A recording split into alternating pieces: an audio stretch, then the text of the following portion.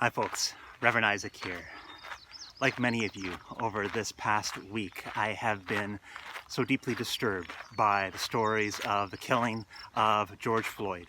And I struggle to figure out how can I respond to the racism that I see in our North American society today.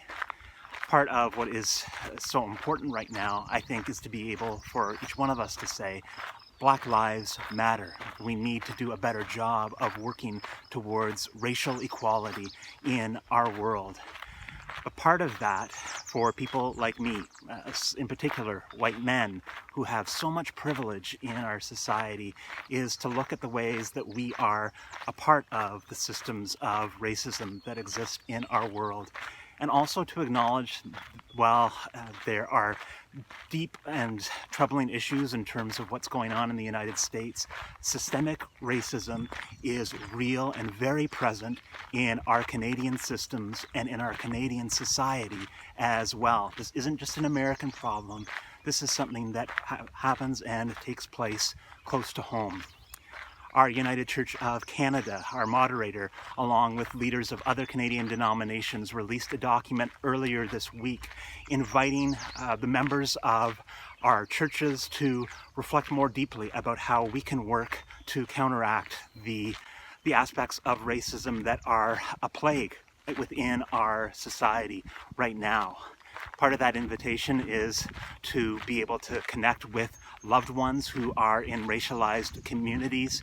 Part of it is prayerfully considering how we can work to protest and act prophetically against racism, and in particular anti-Black racism that exists in our society right now.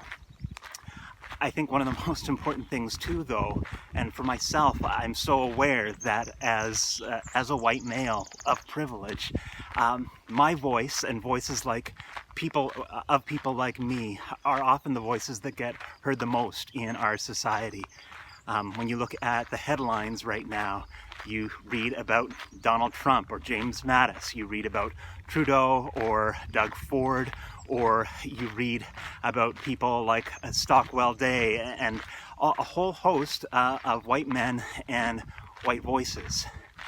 What I'm going to be trying to do over the next little while is more intentionally look at the ways that I need to be listening to other voices. My hope is that for you folks who are in our congregation and whoever else is watching this video, that you can take the time to read some of these reflections so that you can become a bit more aware, and I need to be doing this too, to become more aware of what the issues are in our country right now and what are ways forward that we can move together so that we can work against this blight of racism in our world. This might all feel really overwhelming, and it's hard to understand how we can move forward. I keep on thinking about our scripture passage for this Sunday from the book of Genesis, that creation doesn't take place all at once. It's a process, and while we don't see this description of 7 days as being a literal 7 days of creation, it is important for us to remember that our God is a God who creates and is creating, and our work of working towards a more just society, to work against racism, means that it's going to take time, even once these issues have fallen out of the headlines once again. So for each one of us, well, I'm going to invite you over the next week and keep on doing it beyond this week, but maybe take one of the 6 articles that I've put up, or 6 different pieces that are there, and take some time to reflect each day, and maybe on a 7th day, take some time to reflect more deeply and rest and stay with those voices that we need to be listening to in this time. And it's with a sense of trust that God is speaking through those voices that we can lift up our prayers. And I want you to listen and pray with me these words of one of our leaders, Lydia Smith in the United Church of Canada, one of our United Church coordinators for worship and spirituality. Let's listen to her prayer and speak these words together.